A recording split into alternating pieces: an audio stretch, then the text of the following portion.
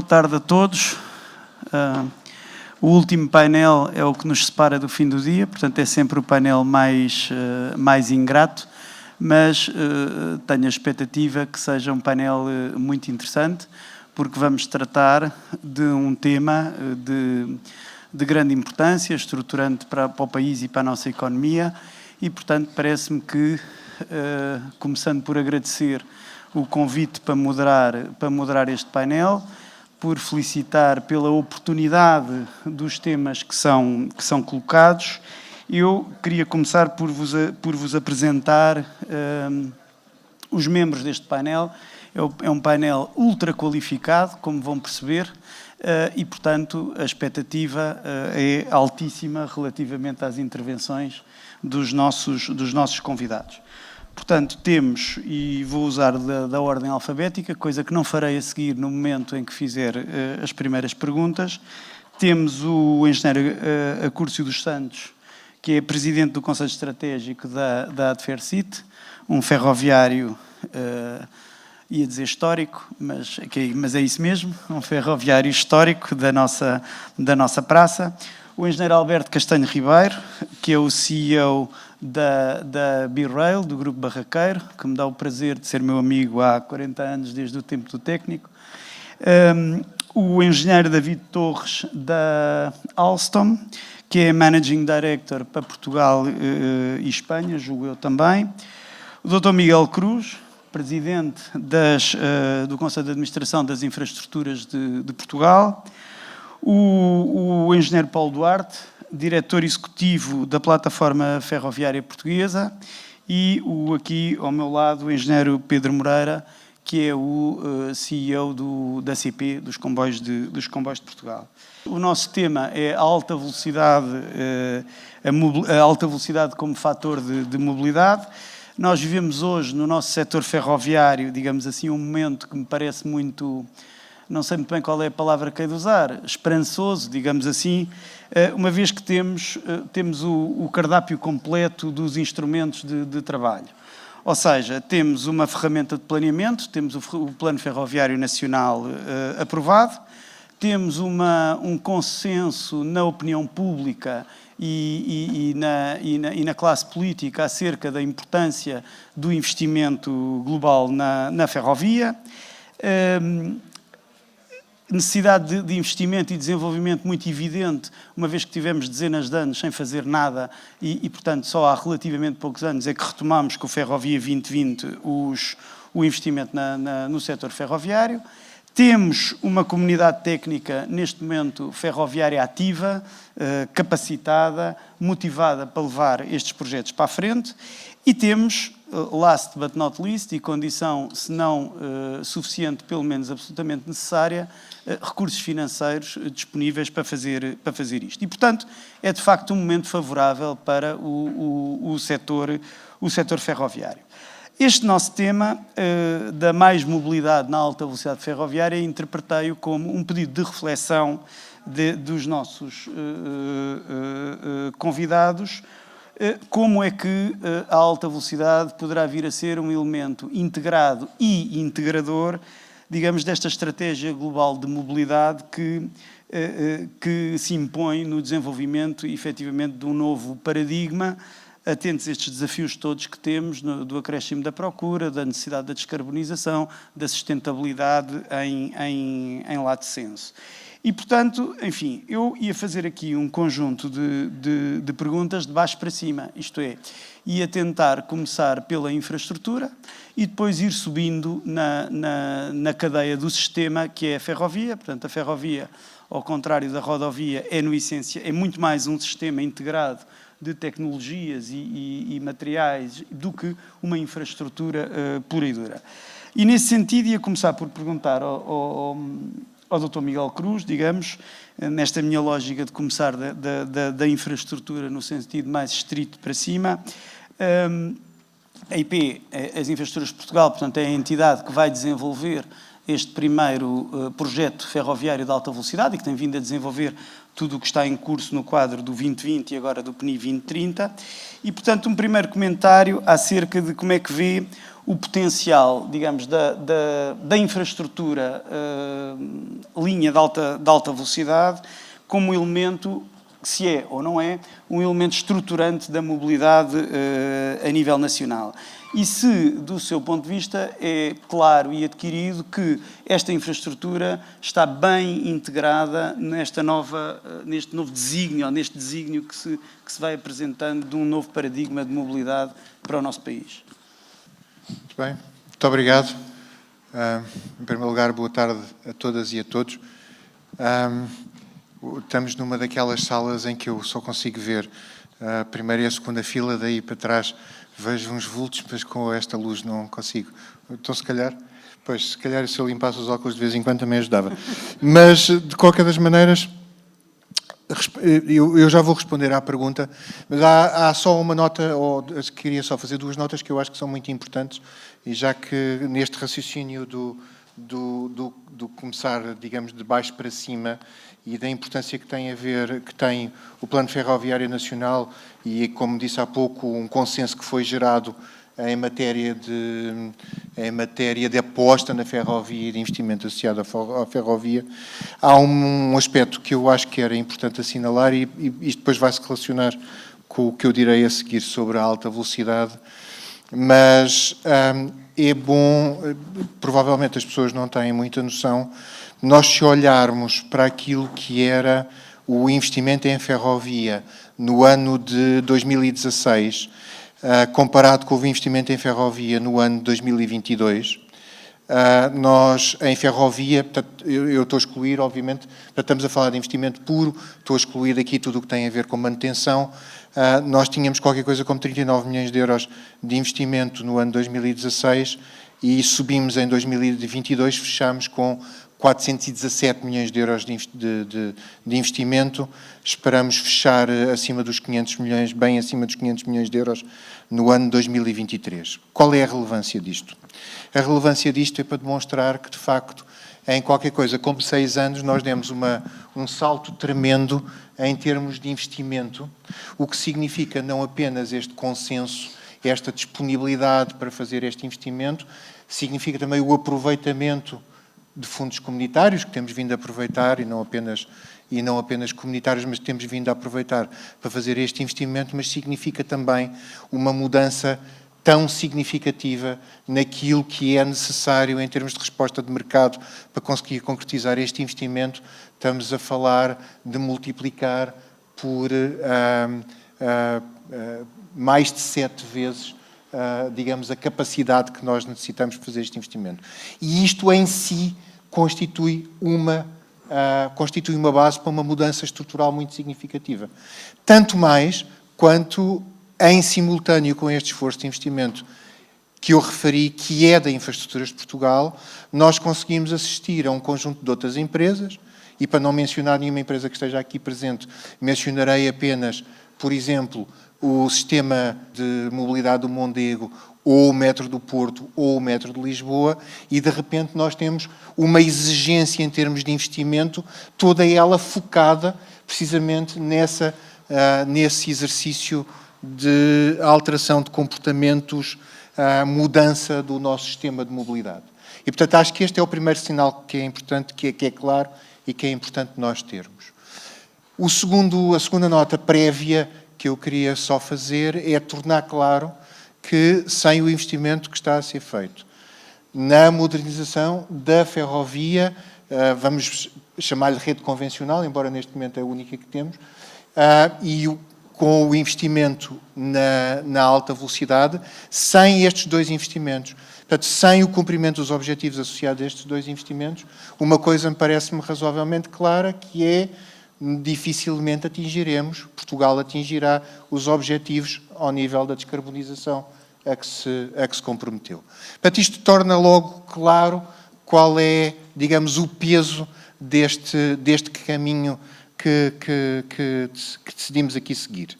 Agora, esta questão de como é que isto se integra com digamos, com um sistema global de mobilidade. E eu tenderia a concentrar-me, antes de, enfim, dizer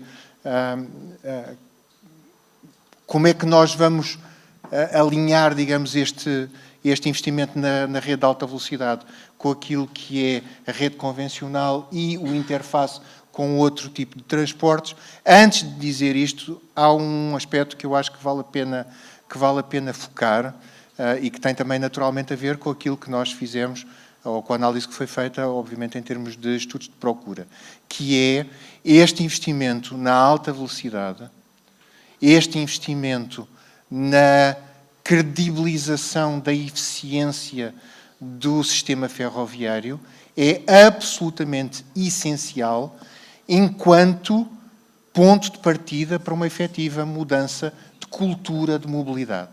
Portanto, sem este investimento, dificilmente nós, efetivamente, conseguimos introduzir uma efetiva cultura de mobilidade. Sem conseguirmos reduzir significativamente o tempo de uma deslocação de Aveiro para o Porto, de Aveiro para Coimbra, de Coimbra para Lisboa, de Lisboa para o Porto, para um período de tempo que seja significativamente curto, de forma a criar a possibilidade de alargar, digamos, a fronteira de possibilidades de movimentação de pessoas, já vamos à questão dos bens. Sem isto, dificilmente nós conseguimos introduzir esta alteração. E, portanto, digamos, esta introdução da linha de alta velocidade Lisboa-Porto tem uma relevância que está para além, digamos, do investimento físico que lhe está associado.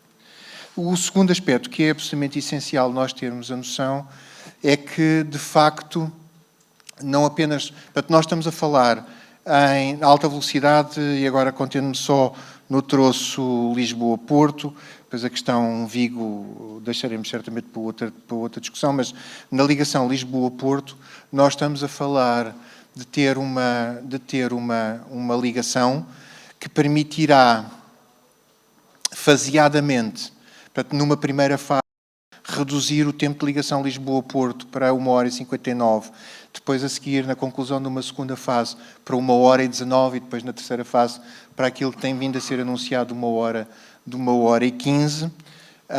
E, portanto, nós estamos a falar de uma ligação com a utilização de um conjunto de estações que vão ser remodeladas. Portanto, estamos a falar Oriente, estamos a falar Lisboa, estamos a falar Coimbra B, estamos a falar Aveiro, estamos a falar Porto de Campanhã e estamos a falar de Vila Nova de Gaia. Gaia tem a única que vai ser uma estação nova e sobre essa eu já voltarei porque tem, do ponto de vista exemplificativo de ligação, embora Coimbra também seja um bom exemplo para isso, já lá voltarei do ponto de vista, digamos, da intermodalidade, mas, portanto, nós estamos a falar de estabelecer uma linha que, com a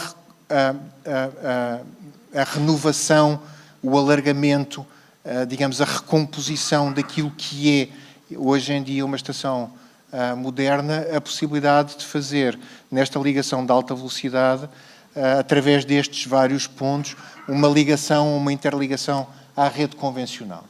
O que é que isto significa? Significa necessariamente, e até do ponto de vista de coesão territorial este tema é importante, mas significa necessariamente criar aqui uma oportunidade muito significativa de alargar estes benefícios do tempo de mobilidade, portanto, do tempo de ligação e, portanto, do efeito de disponibilidade de mobilidade de pessoas para o conjunto do país, através do interface entre aquilo que é a linha de alta velocidade e a relação com a que eu agora chamarei a rede convencional.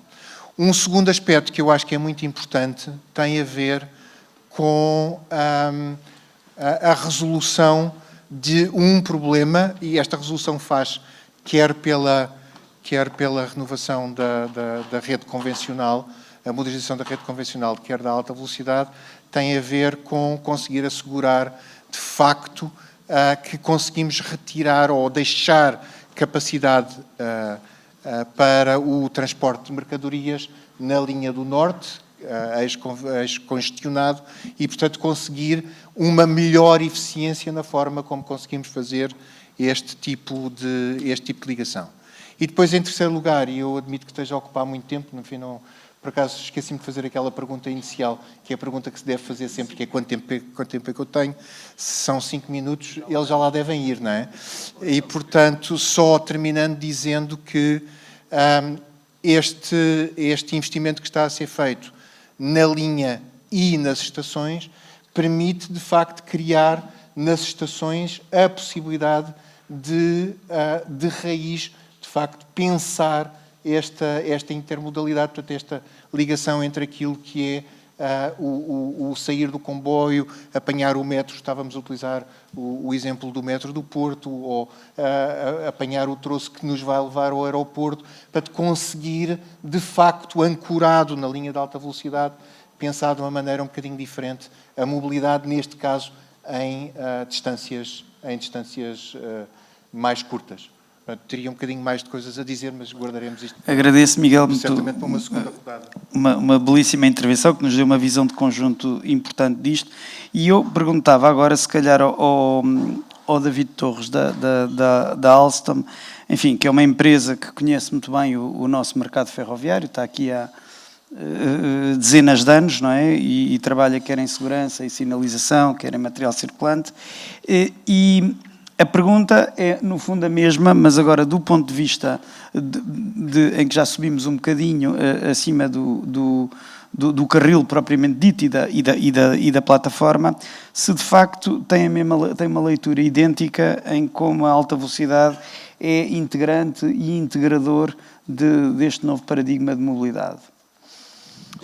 Primeiro de todo, boa tarde a todos e todas. Peço desculpas tamén por o meu portuñol. Seguro que vou a colocar algunhas palabras en español, mas aquí teño que mellorar un bocado. Entón, a pregunta é sin dúbida un elemento integrador da sustentabilidade, unha liña de alta velocidade en un país. Non teño dúbida ninguna, mas eu penso, eu acho que é aínda máis que isto.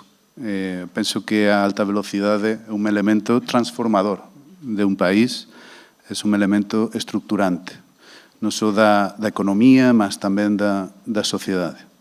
En materia de sustentabilidade, a alta velocidade é o modo de transporte máis sustentável para o transporte entre cidades, entre países. Por exemplo, se falamos da liña entre Londres e París, unha deslocación de comboio temos unha duración de 2,75 horas e temos unhas emisións de CO2 de uns 25 kilogramos por passageiro e quilómetro. Se comparamos isto com avión, para a mesma distância, o tempo combinado, o tempo total, punto a punto, o avión vai tardar máis que o comboio, vai tardar 3,25 horas, e vai ter unha emisión de CO2 10 veces maior. Estamos a falar de 250 kilogramos por pasageiro e quilómetro. Non há dúbida cuál é o transporte máis sustentable. É verdade que a alta velocidade por si só non pode facer tudo. Temos que ter un país, Portugal, que teña, como o enxeñeiro estaba a comentar, a facilidade de intermodalidade.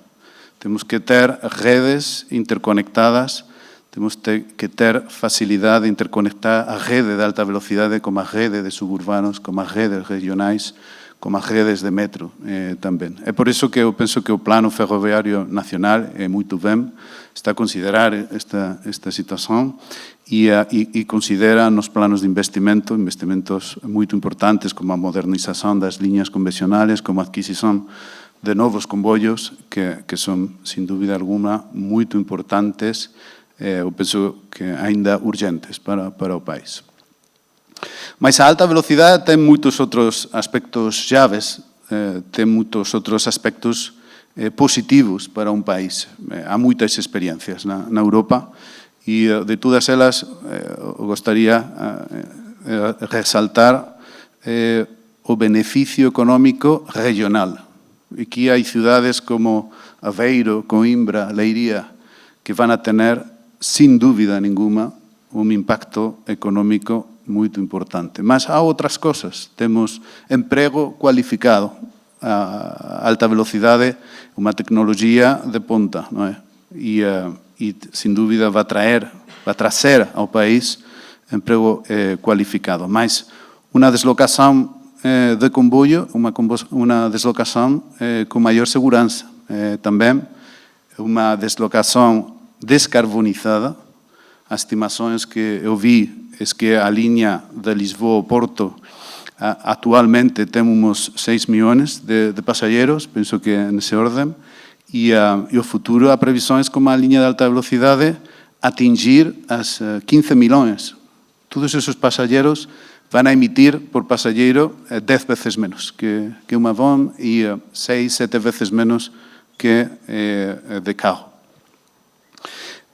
Sem dúvida, a redução dos tempos de deslocação é muito importante, não só por a redução em si do tempo, mas também porque isso se traduz em horas produtivas para o país. Essas pessoas que reduzem esse tempo vão chegar antes a seu destino, vão aportar maior valor e maior horas produtivas ao país. Há muitas experiências, como eu estava a dizer. Desde Alstom temos a sorte, eu diria, de ter participado em muitas dessas experiências Amtrak en Estados Unidos, SNCF na França, Espanha com AVE, Suécia, a China. E de todas elas vamos a retirar ensinamentos muito importantes. Eu vou a falar aqui um bocado de um artigo que eu li este mês na The Guardian, de uma periodista espanhola, Ramírez, e eu retirei algumas conclusões que são, penso, muito relevantes na experiência do AVE espanhol.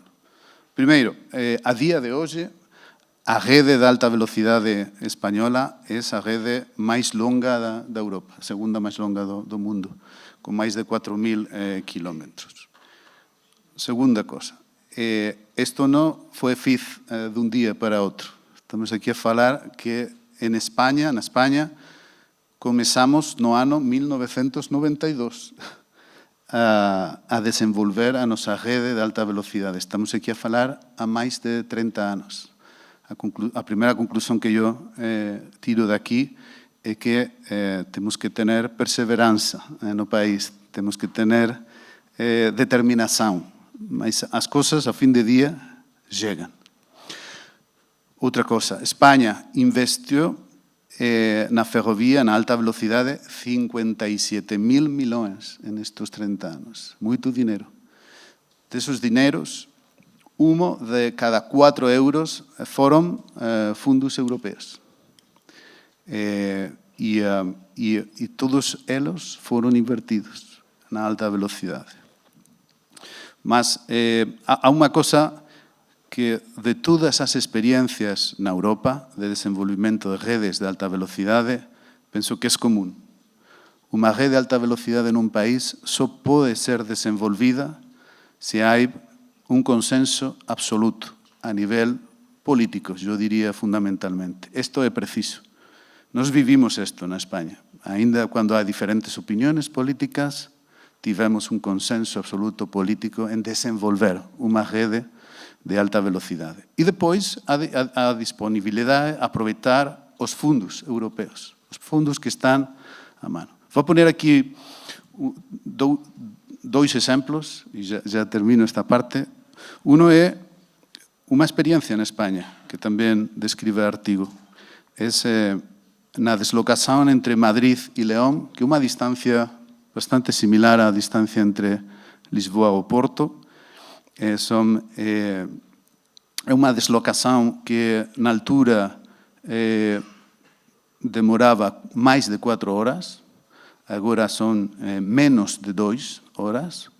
O impacto no turismo na cidade de León. A cidade de León é uma cidade de 120.000 habitantes, não mais. Tive um incremento de mais de 137.000 turistas mais de uma vez o número de habitantes da cidade. E a outra, e só para ilustrar a perseverança, a determinação que precisa um país para empurrar um desenvolvimento tão importante, estruturante e transformador como essa alta velocidade, é todos os desafios que tivemos também em Espanha. Tivemos que fazer um túnel o mais longo da Espanha, 28 quilómetros em Guadarrama. Tivemos que fazer uma linha entre Pedralba e Ourense, que são uns 120 quilómetros, com 62 elementos singulares, 31 túneis, 32 viaductos. Imagínate a dificuldade. Tivemos que superar dificultades como o túnel de Pajares, que estivemos facendo un túnel aí durante casi entre 5 e 10 años, facendo un túnel, está a punto de ser inaugurado. Con isto, que quero decir? Quero decir que non há dificultade se há determinación, e eu penso que en Portugal temos toda a determinación del mundo. Eu penso que unha vez que o comboio arranca, non podes parar. Muito obrigado, David. Uma visão interessante. Este tema dos consensos políticos absolutos, bom, em Portugal, ponto de interrogação. Hoje é uma coisa, daqui a 15 dias nunca se sabe o que é que pode ser. Mas, passava aqui ao engenheiro Pedro Moreira, presidente da CP. A CP hoje está numa situação, diria eu, quem vê de fora, incomparável com a sua situação histórica. Tem a dívida saneada, tem recentemente, tem a dívida histórica saneada, tem um contrato de serviço público em vigor, formalizado, e, portanto, estará em princípio hoje em condições de abordar estes novos desafios que a alta velocidade lhe põe. E, portanto, a pergunta, no fundo, é se, como operador incumbente, digamos, ou o operador mais relevante que existe neste momento em Portugal em termos da escala da operação, como é que a CP se vê como operador de comboios de alta velocidade e que papel é que antecipa que pode vir a ter neste novo paradigma. Muito bem. Boa tarde a todos, obrigado pelo convite. De facto, pensamos que a CP vai ter um papel muito relevante na mobilidade em alta velocidade em Portugal, mas não só. A alta velocidade vai permitir uma redução substancial das viagens entre Porto e Lisboa, mas também irá permitir em todas as outras viagens em modo ferroviário que concorram, que utilizem pelo menos uma parte da linha de alta velocidade, irá permitir também nessas uma redução muito substancial. Nós temos, faz parte da nossa missão, garantir boas condições de mobilidade em modo ferroviário, de forma sustentável, mas não chega de todo apelarmos às pessoas para utilizarem o modo ferroviário. Não é assim que funciona. Temos que lhes dar uma alternativa que é, do ponto de vista de tempo de viagem, mas também como preço, a melhor solução. Só assim iremos conseguir trazer as pessoas para o modo ferroviário. Tem que ser o modo ferroviário aquele que garante um tempo de viagem mais curto e tem também que ter preços que são muito competitivos com os outros modos de transporte alternativos. E, de facto, o que já verificamos também pelo business plan que desenhamos para o serviço de alta velocidade é que vamos conseguir, efetivamente, reduzir muito substancialmente o tempo de viagem entre várias origens e destinos, não só na alta velocidade. Com isso, o modo ferroviário é muito mais competitivo. Vamos atingir outro objetivo também ligado à sustentabilidade, ou seja, ao trazermos mais pessoas, efetivamente, para o modo ferroviário, vamos reduzir muito os gases com efeito de estufa. E temos que ter, para o fazermos, já que o modo ferroviário passa a ser muito mais competitivo, temos que ter uma grande capacidade para o fazer, e a linha de alta velocidade vai-nos trazer, como também já disse o Dr. Miguel Cruz, capacidade que não existe, que agora está esgotada na linha do Norte, não temos mais canais, está congestionada principalmente no Grande Porto e na Grande Lisboa. Não é possível aumentar a oferta, mas mesmo que fosse possível aumentar a oferta, não seria possível darmos a competitividade com a linha atual que o setor precisa. Como visto, vamos ter competitividade de tempo de viagem, uma linha de alta velocidade, principalmente com os standards europeus, nomeadamente o RTMS de nível 2, que irá permitir disponibilizar um elevado número de canais, também no modo ferroviário em alta velocidade. Nós estamos convictos, embora a CP seja um operador relevante, que será certamente um operador relevante, não vamos estar sozinhos, principalmente porque, pelo que eu estou a dizer, a linha de alta velocidade tem muitos canais disponíveis. Seria imprudente, por parte da CP, considerarem que vamos estar sozinhos na alta velocidade. Não vamos, certamente, mas vamos ter um papel muito importante na mobilidade, porque esta irá permitir-nos desenharem toda a mobilidade ferroviária. A alta velocidade em Portugal implicará uma alteração substancial de toda a oferta comercial, de todo o serviço, de todos os horários, a nível nacional.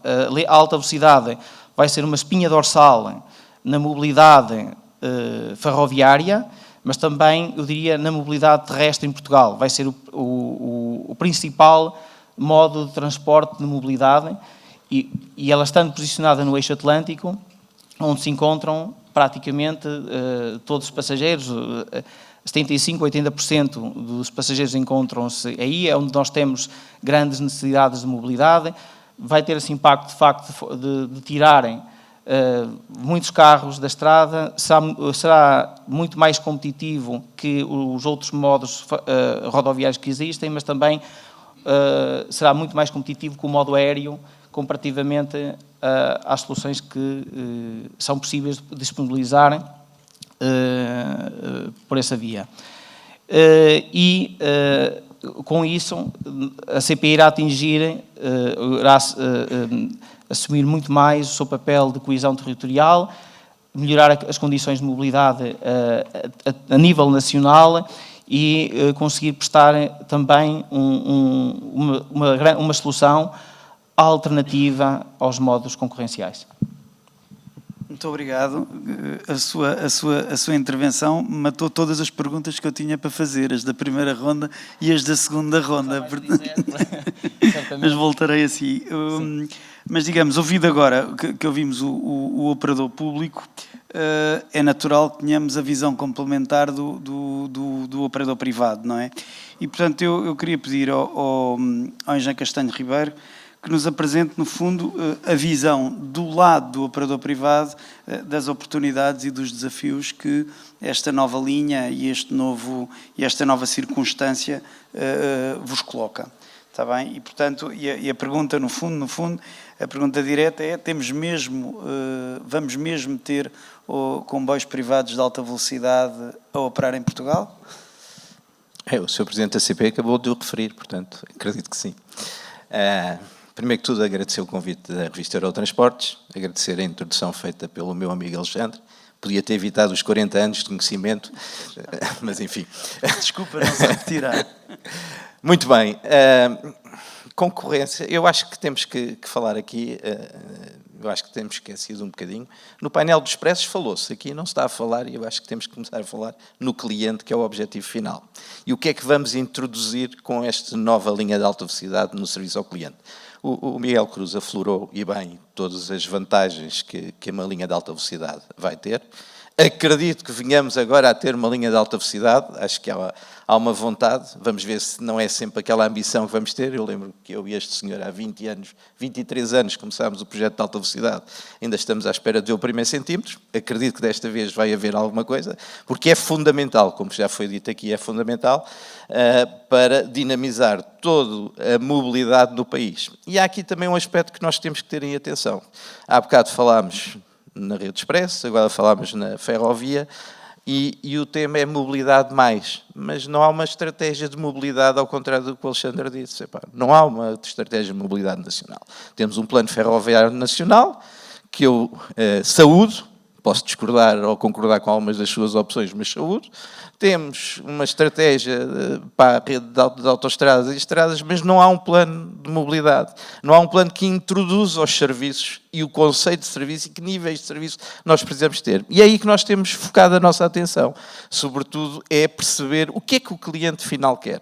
É preços competitivos, como diz o Sr. Presidente da CP? Sim, efetivamente é preços competitivos, mas quer muito mais que isso. Nós não podemos ficar na eficiência operacional e nos preços competitivos. Temos que ir muito mais longe para dar um serviço de qualidade aos clientes e garantir efetivamente que o projeto de alta velocidade passa a ser um elemento estruturante da mobilidade no país. E isso implica, e deixem-me fazer aqui um parênteses, nós temos andado a fazer muitos estudos, só falta mesmo estudar como é que pomos um comboio sem rodas na linha ou um comboio por cima do alfa pendular. Porquê? Porque temos tempo que não nos deixam entrar o direito de acesso ainda não nos foi conferido, apesar de sermos operador ferroviário desde 2020, já lá vão 3 anos, ainda não nos deram o direito de acesso. E, portanto, quando o Sr. Presidente da CP diz que espera ter concorrentes, a prática, eu percebo também, se eu estivesse na posição dele, também obstaculizaria a entrada de novos concorrentes. E isso é o que a CP tem vindo a fazer quando pede a análise do teste do equilíbrio económico do contrato de serviço público, precisamente porque não quer, é um elemento para bloquear a entrada de um novo operador. Contrato de serviço público, aliás, deixem-me também fazer este comentário, o contrato de serviço público foi feito à pressa no final de 2019, o Governo teve vários anos para fazer o processo transparente e claro para todos, mas não o quis fazer. Não o quis fazer, mais uma vez, para criar um bloqueio artificial a novos operadores e evitar que em Portugal haja liberalização. Nós vemos em Espanha, sempre mais à frente, vemos, na verdade, a rede de alta velocidade que iniciou-se em 92 e vemos agora também que a liberalização já foi implementada e os resultados que temos visto. Posso-vos dizer que, das conversas que tenho tido com os colegas espanhóis, operadores privados, no último trimestre o tráfego cresceu 52% relativamente ao trimestre do ano anterior. Isto é derivado de quê? Não é porque é a Renfe que está lá a fazer a sua posição monopolística, é porque entraram novos operadores, 2 operadores privados. Privados, entre aspas, porque efetivamente no final são descendentes de operadores públicos, quer da SNCF, quer da Trena Itália. Mas voltando um bocadinho ao contrato de serviço público, o Governo devia ter feito, no limite, chegar a conduzir o processo conforme a recomendação comunitária, que era consulta ao mercado a ver se havia mais interessados para fazer a operação. Não o fez. Aliás, a recomendação da União Europeia e da própria Autoridade da Concorrência Portuguesa era que fosse lançado concurso público internacional para estabelecimento desse contrato de serviço público. Isto é um primeiro problema deste processo todo de liberalização virtual que nós temos no nosso país. Depois, não contente com isso, o Governo resolveu colocar tudo uma coisa no contrato de serviço público. Ou seja, quando nós falamos em mobilidade entre cidades, nós temos que ver o que é que vamos ter. Faz sentido ter um serviço de intercidades entre Aveiro e Coimbra integrado no contrato de serviço público, quando a própria CP tem um serviço comercial ao lado que faz o mesmo serviço e que há uma rede de expressos, e como se temos visto, aliás, o ótimo exemplo para ver o que é os benefícios da concorrência foi o que os meus colegas disseram anteriores no painel. Abriu-se o mercado, há concorrência, há maior qualidade, há preços mais competitivos, as pessoas têm várias opções, estenderam-se os serviços e o que é certo é que o mercado ferroviário continua parado. Continuamos com muito boas intenções, mas continua parado. E, portanto, isto tem a ver, sobretudo, com uma questão ideológica de gestão do processo de liberalização aqui em Portugal. E assim não vamos ter operador privado, nem vamos a ter operador... Talvez venhamos a ter um operador público na rede ferroviária que se chama Renfe, pela pressão do governo espanhol perante o governo português. Isso talvez a gente venha... Talvez nós veremos no futuro se vai ser assim ou não. De qualquer maneira, ainda há mais um aspecto que aí o Miguel disse muito bem, que é a questão da capacidade da infraestrutura. Este é o segundo problema, a segunda derivada do nosso problema de acesso, que é, efetivamente, a rede ferroviária portuguesa está no limite da capacidade.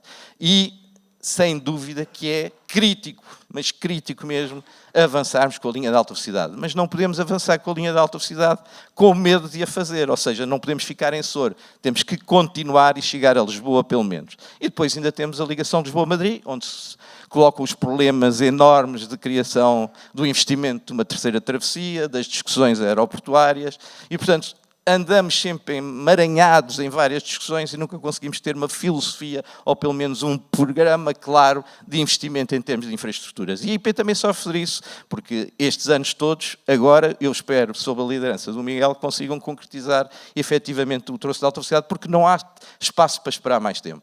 E é a única forma de um operador privado e começarmos a ter outra qualidade de serviço. E o que temos visto, os resultados a nível europeu, e temos um benchmark, como disse, temos tido tempo para estudar tudo e mais alguma coisa, portanto, acho que desse aspecto estamos completamente cientes do que é a realidade europeia, do que é o futuro, o que é que se pode fazer. E os resultados têm sido benéficos não só para os operadores privados que entraram, mas também para o próprio operador incumbente. E estamos a ver os resultados da Renfe a subirem, a dinamizar-se a sua atividade comercial, criaram uma nova marca de low cost e, portanto, tudo isso tem sido uma realidade. Porque é que nós não podemos ter aqui esta realidade? É essa questão, sobretudo, que nós temos que deixar e ver se conseguimos ultrapassar este imobilismo ferroviário no país. Bom, não estava à espera que a intervenção fosse tão assertiva, digamos assim. Retive 4 pontos, barreiras à entrada, que vou pedir depois aqui ao Sr. Presidente da CP que volte a comentar a seguir. A ausência de um plano de mobilidade no país. Temos sentado na plateia o Sr. Secretário de Estado, que talvez seja a pessoa adequada para comentar o assunto, se assim o entender oportuno. Temos o tema do contrato de serviço público, idem, aspas, aspas, e temos o tema da capacidade no limite, que é o que me parece mais consensual aqui à volta da mesa, de certeza absoluta, e que pedirei depois ao Dr. Miguel Cruz para comentar numa segunda ronda. Mas continuando agora, eu gostava de ouvir ali a opinião do engenheiro Acúrcio dos Santos, que é uma pessoa, enfim, super conhecedora aqui do nosso setor. Não vou fazer mais comentários sobre antiguidades, porque já percebi que todos gostávamos de ser mais novos, mas gostava sobretudo de ouvir o comentário, o que lhe parece pertinente, de referir, na sequência destas intervenções que aqui tivemos, acerca dos desafios específicos que esta coisa da alta velocidade nos vai colocar, enfim, na perspectiva de um ferroviário experiente, com uma visão, digamos, holística do problema. Boa tarde a todos. Agradecer também à Eurotransportes o convite que nos fez. Não fugindo indiretamente à sua pergunta, o desafio, eu gostaria de dizer que verdadeiramente o desafio que nós temos pela frente é, em tempo útil, num horizonte visível, digamos que de 2030, tínhamos um serviço de alta velocidade ferroviária numa hora e 15 minutos entre Lisboa e o Porto. Este é claramente o desafio. E o desafio porquê? O David Torres enunciou claramente em Espanha os resultados que se conseguiram com a alta velocidade. A alta velocidade é estruturante. A alta velocidade alterará completamente o panorama do Grande Lisboa e do Grande Porto, aproximados um do outro por uma viagem de 1h15. Mas aproximados num tempo que seja visível. Eu a seguir explico-vos de onde é que vem, digamos, esta minha insistência de que seja num horizonte visível. De resto, foi este governo, na anterior legislatura, que nos apresentou claramente esse objetivo. Temos que ligar o Porto a Lisboa numa hora e 15 minutos em tempo útil. Isto é, que não sejam os meus netos a assistir à inauguração. Digamos que o horizonte que está definido, mesmo em termos europeus, da União Europeia, dos planos de financiamento, será o final de 2030. E porquê? E porquê que tudo isto é assim tão, na minha opinião, tão urgente ou tão visível? Eu fui solicitado nos anos 80 do século passado, 1980, a conseguirmos uma ligação de um serviço direto entre Lisboa e o Porto em 3 horas. E em 82 nós tínhamos comprado e recebido locomotivas com velocidade de 160 km/h, tínhamos as últimas carruagens fabricadas na Sorefam que circulavam a 140 km/h e fizemos as contas e disse, bom, é possível fazer 3 horas entre Lisboa e o Porto. cheios de boa vontade, cheios de boa vontade e muito voluntariosos, avançámos para o processo. Preparámos mal o processo.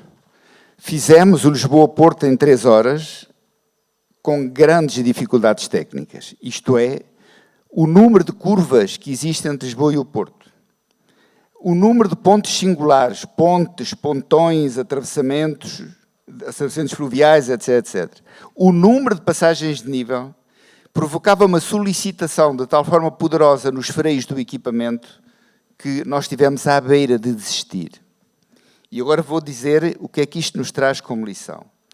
Toda a gente ficou muito sensível por isto tudo. Era muito importante fazer Lisboa-Porto em 3 horas. Fez-se e o público acorreu. Os comboios encheram-se. Mas imediatamente as pessoas começaram a dizer, é pouco.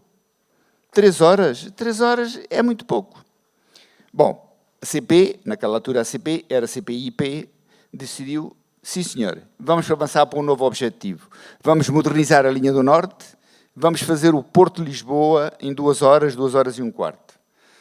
320 km, era uma velocidade média de 160 km hora, tínhamos uma linha cuja velocidade de traçado era, ainda é hoje, de 120, e, portanto, foi pensado que modernização fazer para se conseguir isto. E com um objetivo temporal claro. Pois bem, nós, a parte que me competiu a mim, que foi a parte do material circulante, avançámos para a compra dos comboios alfa pendular. Os comboios alfa pendular têm uma velocidade máxima de 220 km hora. Os comboios alfa pendulares negociam as curvas a uma velocidade 30% superior ao comboio convencional. E disse, eventualmente, nós conseguiremos fazer este tempo, encurtar este tempo até 2 horas e um quarto. O que é que aconteceu? O já agora. Meteram-se imensos... Primeiro, a preparação não foi a melhor. Isto é, os comboios pendulares, porque nas curvas se inclinam para dentro, levantaram um problema complexo de entrevia que nos obrigaram a mexer no projeto. O layout das estações não permitia que os comboios diretos, sem paragem na estação, não fossem perturbados pelos comboios com paragem naquelas estações. A sinalização era uma sinalização desadequada. O número de passagens de nível a suprimir eram 300 e qualquer coisa. O número de curvas entre Lisboa e o Porto são quase 300. E a isto tudo já era difícil. O projeto já era complexo. Ainda se meteram imensas coisas, como vamos ganhar um pequeno tempo aqui, vamos ter que resolver um problema da passagem de nível acolá, vamos atender ao pedido desta autarquia, vamos fazer mais isto e mais aquilo, e 2023 não está concluída a modernização da linha do Norte. E 2023 não fazemos o Lisboa-Porto no Alfa Pendular em 2 horas, 2 horas e um quarto. Mas, percebido a situação em que estávamos, veio a fase seguinte. Vocês desculpem, parece um velho a falar, mas é assim. Veio a fase seguinte. E a fase seguinte disse, não, só temos uma solução. A linha do Norte está a ficar saturada, tendo para a saturação. Ela hoje é uma linha terrivelmente saturada, nomeadamente entre Ovar e Gaia e entre Lisboa e o Carregado. Temos que avançar para uma nova linha. Vamos avançar para uma linha de alta velocidade. Vamos segregar os tráfegos rápidos dos tráfegos lentos. Os comboios de velocidade igual ou superior a 200 km hora passam para a nova linha. A linha do Norte fica a servir os comboios com velocidade abaixo disso e a mercadoria. E vamos fazer isso tudo. Pois bem, o governo da altura, o falecido Dr. Jorge Coelho, que já cá não está, criou a RAV, criou uma empresa com capacidade para desenvolver o projeto, para avançar com tudo. O Castanho Ribeiro foi também... Eu fui o diretor-geral na primeira fase. O Castanho Ribeiro inaugurou a RAV. Avançou-se para o projeto. E isto foi em 2001. Estamos em 2023, estamos aqui a tentar perceber como é que vai ser desenvolvido. Pois bem, eu repito, este é claramente o desafio. O desafio é, finalmente, acreditarmos que um tempo... Eu não falo em infraestrutura, não vou falar em nada, vou falar comercialmente falando. uma viagem no serviço de alta velocidade ferroviária entre Lisboa e o Porto e 1h15 é um desejo quase centenário. É um desejo recentemente reafirmado pelo Governo. É algo que nós, a Universidade de Fera, aplaudimos com todas as mãos que temos. Mas ele é de facto o desafio. E eu acho que há uma coisa que temos de ter atenção. Não nos deixemos envenenar por subobjetivos. Já agora aproveitamos e encurtamos 5 minutos o serviço para a Beira Alta. Já agora resolvemos que entre o Porto e Aveiro se passa a circular com menos de 3 minutos. Já agora fazemos não sei o quê. E já agora poderá ser o colocar nas calendas o dia em que o serviço efetivamente se inicia. E o que é que se passa?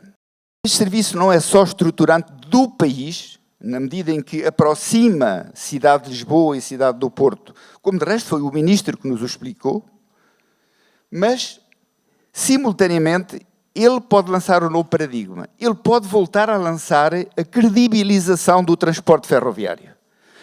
Nós ouvimos aqui no painel anterior, não dizer, mas insinuar a descredibilização do transporte ferroviário.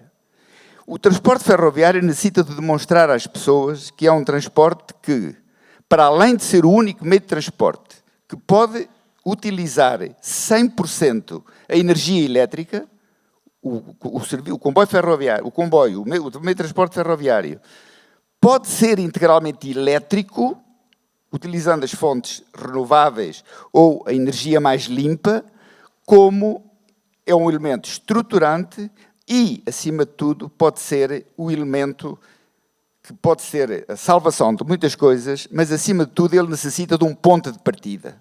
E o ponto de partida era sermos capazes de mostrar ao país, à nossa população, que somos capazes, num horizonte visível, num tempo até 2030, de ligar o Porto e Lisboa numa hora e um quarto. Passando por cima de tudo, faremos a continuação a Braga depois, faremos a continuação à Galiza, deixaremos os comboios ir até à Beira Alta, resolveremos imensas questões que temos, mas isto seria um marco evidente que relançaria a imagem e a oportunidade do comboio de se afirmar como algo de, como dizia o David Torres, estruturante.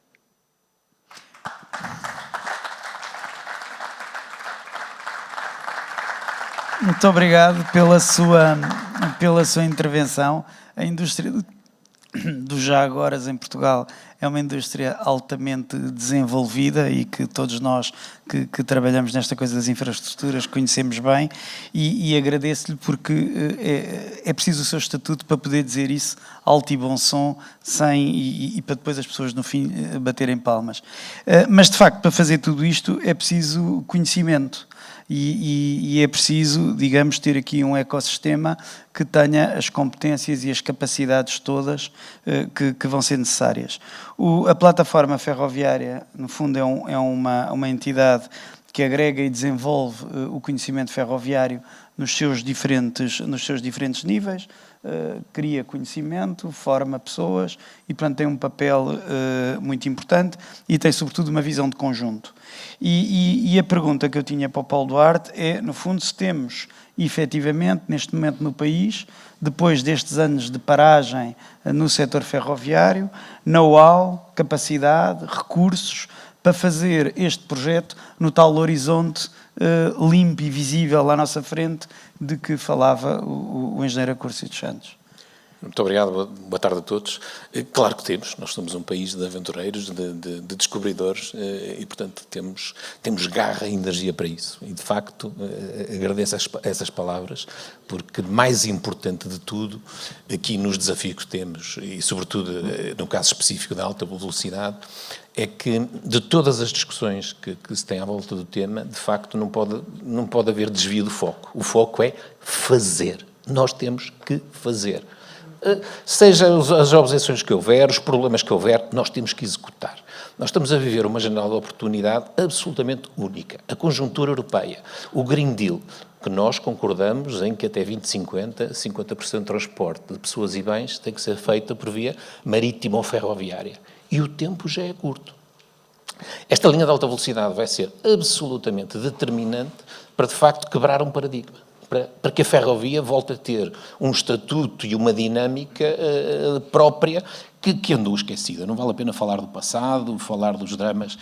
Em 2017, eu, já agora, não sou ferroviário, eu sou gestor, e quando me colocaram o desafio de vir para a ferrovia, assim, ferrovia, eu sempre trabalhei em tecnologias, ferrovia, mas de facto, como se diz nas motas, estranha-se, depois entranha-se. E de facto os ferroviários são apaixonados, são dedicados, são absolutamente committed com a causa. E nós temos aqui esta janela de oportunidade que não vamos poder desperdiçar sob forma alguma. Nós temos fundos comunitários disponíveis para utilizar, que se não usarmos, vão-se. E em termos estruturais, a ferrovia, se não houver estrutura, nada se consegue fazer em cima. E atenção, quando falamos de ferrovia pesada, ligeira, e o tram, o elétrico, que vai ter aqui uma importância crucial na mobilidade dentro das cidades. E tudo isto está integrado.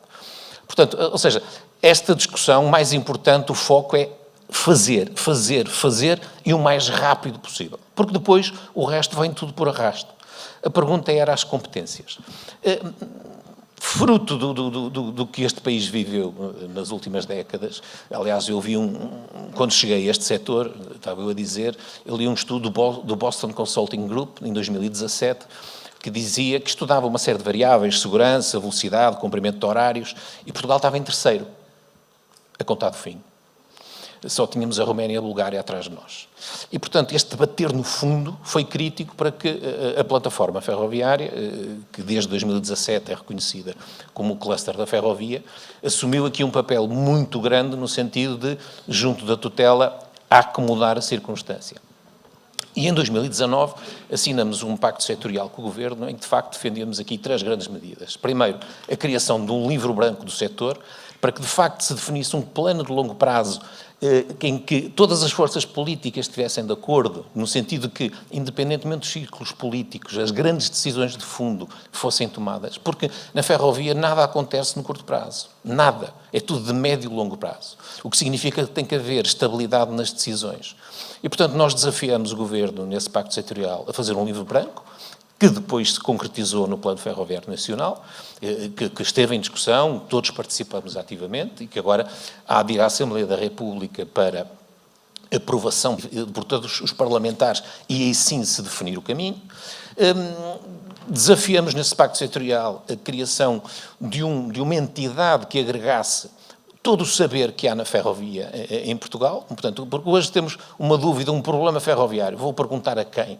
Hoje, há 2 anos atrás não se sabia, hoje sabe-se. Temos um centro de competências ferroviário que agrega exatamente essa função de reunir as entidades, os especialistas do setor, para prestar o apoio ao setor e a todas as necessidades do setor.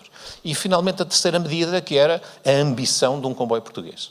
Atenção, que o comboio português, eu digo isto muitas vezes, não é fazer o comboio, é um percurso, é um caminho, é um adquirir competências, que vai demorar tempo, mas que é fundamental no sentido da união, de ter ao longe como objetivo, é fundamental fazermos isso. Empresas portuguesas, fruto a este marasmo em que nada aconteceu nestas décadas todas, a Espanha é um exemplo, mas a Espanha começou há 30 anos atrás. Nós começamos agora. Portanto, temos aqui uma decalagem muito, muito grande, mas que só nos vai obrigar a ter que acelerar, a sermos mais rápidos na decisão, nos processos, na implementação. É isso que temos que nos servir de objetivo. E as empresas que não tinham negócio em Portugal, porque nada na ferrovia se fez nestas décadas, foram para fora, não é? E o que é verdade é que nós temos empresas que faziam sistemas críticos de segurança para a NASA, mas, na verdade, 80% do negócio delas era feito na ferrovia. E ninguém sabia. Temos, por exemplo, o comboio bala no Japão. Os comboios de 2 pisos têm um separador em cortiça que tem uma eficiência térmica de quase 10% e sonora e que já usa esse piso há imenso tempo e é uma empresa portuguesa. Ou seja, há de facto qualificações. A nossa engenharia é altamente qualificada. nós vemos todos os players europeus, os alemães, porque é que os centros de investigação estão em Portugal? Porque a nossa engenharia é efetivamente altamente qualificada. Venham os desafios. E aqui este desafio da alta velocidade é fundamental. Mas lá está, ao timing, ao tempo. Temos que vencer a inércia que nós temos como país. As decisões para se conseguir se concretizar é uma eternidade, é um sacrifício, é uma burocracia, ou há muita, de facto, perseverança, ou então as pessoas desistem a meio. Não pode. Ou seja, temos mesmo, como dizia muito bem, de 2030 como objetivo e temos que, com toda a garra, ir à luta, porque temos que o fazer, porque todo o resto vem a reboque. Só um pormenor. Nós temos um país com 1.200.000 PMEs. Nós sempre defendemos, andamos 2 anos a defender com o Ministério das Infraestruturas, que este grande investimento, que é a aquisição dos 117 comboios para a CP, tinham que ter indústria nacional. Tinham que conter, de alguma maneira, trazer a indústria nacional. Porque, diziam-nos na altura, mas as regras de livre concorrência europeias são restritivas. Pois são, mas os italianos fazem, os espanhóis fazem, os franceses fazem, os alemães fazem, e nós vamos ser os totós que não fazemos. E, felizmente, conseguiu-se, de facto, encontrar aqui a diferenciação, que não foi a proibição, foi a valorização, a discriminação positiva de quem instalasse uma fábrica em Portugal tem uma valorização no concurso de 15%. E eu acho que deve ser por aí que todos os grandes investimentos que o país tem que fazer, temos que fazer valorização positiva para as empresas portuguesas. Porque, senão, nós, nestes investimentos tremendos que estamos a fazer, as nossas PMEs, as nossas pequenas empresas ficam de fora. Não podem. Têm que ficar dentro.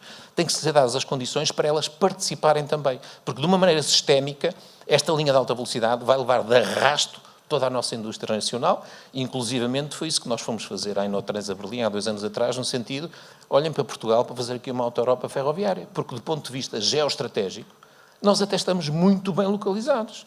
Porque é muito fácil construir os comboios aqui, metê-los nos barcos e exportá-los para a América Latina, para a África, muito mais fácil do que em qualquer outra localização no centro da Europa. Portanto, em resumo, temos qualificações, temos determinação, temos o nosso espírito de descobridores, não podemos perder tempo. Bom, e a propósito de tempo, já temos ali a Margarida a olhar para mim e obviamente que o moderador é lamentavelmente fraco, porquanto numa primeira ronda conseguiu gastar o tempo todo e, portanto, não temos muito tempo para continuar, até porque temos a intervenção do Sr. Secretário de Estado, que é muito mais importante e portanto, temos que lhe passar a palavra, mas, evidentemente, que não posso encerrar o debate sem dar oportunidade ao Pedro Moreira para comentar algumas observações que foram feitas a propósito das barreiras à entrada do operador privado. Bem, o que eu queria dizer aqui é que a CP não está a colocar barreiras à entrada a qualquer operador privado aqui em Portugal.